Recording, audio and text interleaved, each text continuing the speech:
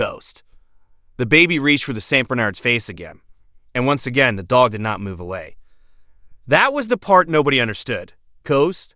Margot Svensson was 34, a licensed physical therapist, 2 years postpartum, and she had spent most of those 2 years reading everything she could find about large breed dogs and infant safety. She had spreadsheets. She had consulted 2 veterinary behaviorists before Atlas came home. She trusted data. Coast.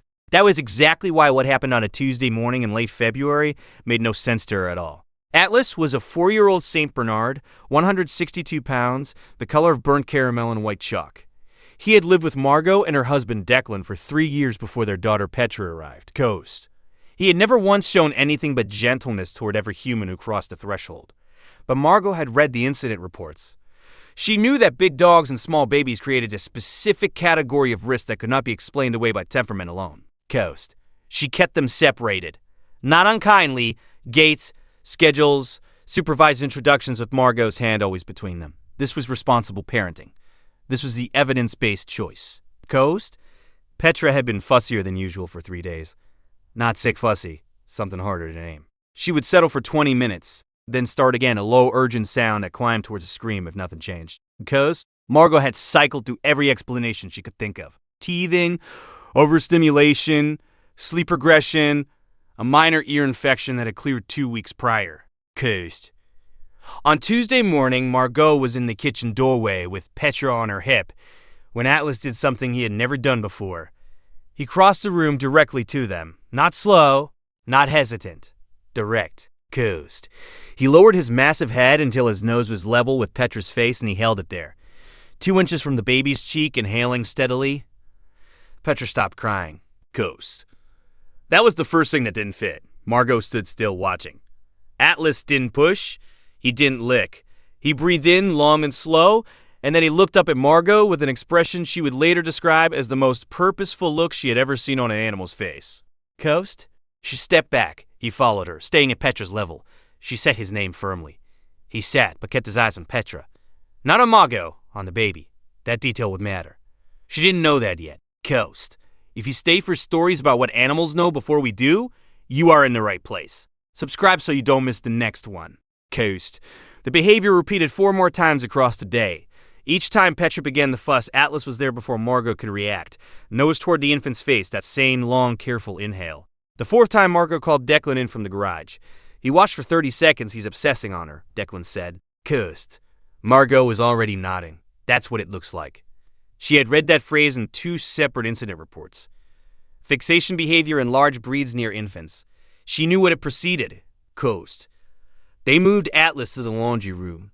He didn't fight it. He walked in calmly and sat down facing the closed door. Margot put Petra in the bouncy seat in the living room and went to start dinner. Coast. Petra was quiet for 11 minutes. Then the crying started again. Different this time, higher. Not frustration, but something more urgent, a sound Margot recognized in some part of herself that sat below training and below data. Coast. She went to Petra and picked her up. The baby's arms were stiff, her breathing fast, her face deeply flushed. Margot checked her temperature. 103.1. She pressed her fingers to Petra's neck and found the lymph nodes swollen on the right side, more than swollen hot. Coast. She called the pediatric nurse line. While she was on hold, Atlas began scratching at the laundry room door. Not frantic scratching. Measured rhythmic, the sound of something doing what it knows it must do. The nurse told her to come in immediately. Coast. Dr. Fatima Ose, Pediatric Urgent Care, 12 years of practice, assessed Petra in under 4 minutes and ordered imaging, without hesitation. Peritonsillar abscess, right side, early stage. Coast. An infection that had been building quietly for days, sitting in a pocket behind the tonsil where it did not register as a typical sore throat, where no thermometer read it until it was ready to announce itself. The window for oral antibiotics was still open. Another 6 to 8 hours and it would not have been. Coast. Has your dog ever done something you could not explain until it became the only explanation? Tell us in the comments. These stories deserve to be heard. Dr. Ose leaned against the doorframe before she left the room. She said, something triggered you to come in this afternoon instead of waiting it out. What was it? Coast. Margot thought about the laundry room door, the measured sound, and the patience of something that could not speak. The dog, she said. Dr. Ose nodded once, the way people do when something confirms what they already suspected, but had not said out loud. We see this more than you'd expect, she said. Coast. Peritonsillar abscesses change the chemistry of exhaled breath. As the anaerobic bacteria proliferate inside the abscess pocket, they produce volatile sulfur compounds detectable at concentrations below 5 parts per billion. Coast. A dog's olfactory system processes chemical information at levels approximately 10,000 times more sensitive than a human nose. Atlas had been reading what Margot could not see, registering an escalating chemical signature across 3 days of what she had filed as ordinary infant fussiness. Coast. Every approach he made, every long, careful inhale at Petra's cheek level, every look up at Margot afterward, he was reporting she had read it as a warning sign of a different kind entirely. Coast. Every guardian deserves to be recognized, even the ones who never asked for anything in return. If stories like this matter to you, subscribe so you never miss the next one. Coast.